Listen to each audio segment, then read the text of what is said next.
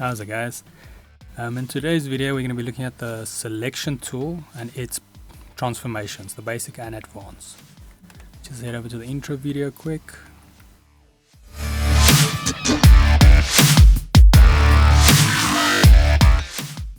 Okay, now just a reminder, this video can be found on softwaretraining.co.za. You can also find more videos there relevant to this software and other software. And then we also do upload videos daily, so just keep an eye there for updates. Okay, now you're back in the program. To locate your selection tool, we'll be going to the left toolbar here, the side tool panel, and then select the selection tool. Then if you click on your object, you'll see it selected. It's got these transformation gadgets that pop up.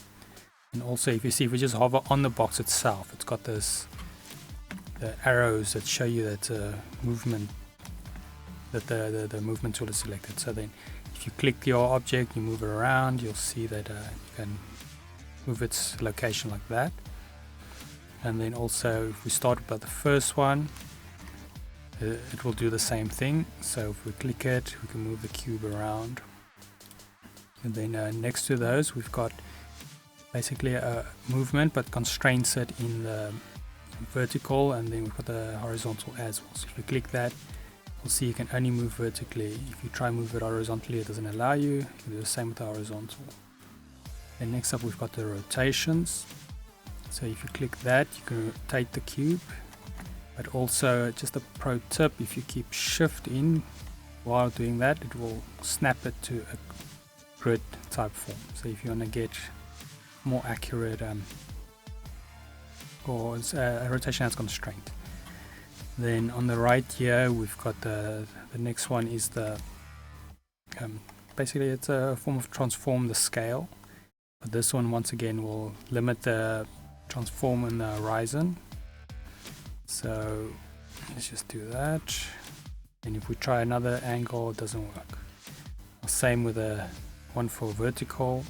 And then the bottom right, we've got a free transform. So if you click this one, it will transform it in pretty much any angle you would like to. And once again, also the constraints do work. So if you're keeping shift in, then you can constrain it the horizontal and vertical axis. Then if you keep alt in, it will constrain it to the center of the object. And if you keep sorry, that's alt. If you keep alt in, if you keep alt and shift, then it will constrain and keep its original shape. And then then let's say now let's go to the advanced options. So on top here, any tool if you select it, keep an eye here on top, then you will see its options. So let's go to the advanced quick, and I'll see the handles has changed. The movement is on this one still pretty much the same, but then when you hover over the icon, you will see your crosshair does change to what it can do. So these ones will basically you'll be able to, like the free transform, you'll be able to do that. And when it pops up the rotation one, you can rotate it. All the pro tips still works. If you keep shifting, you can constrain it. And then by the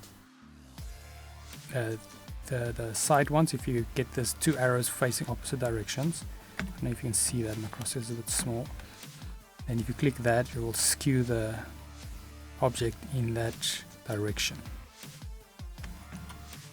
And then so that's the basics of the constraints, the basic and the advanced.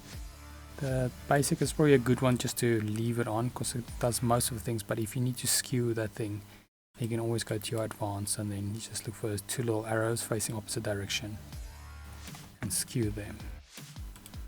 Okay, now let's just go to the website.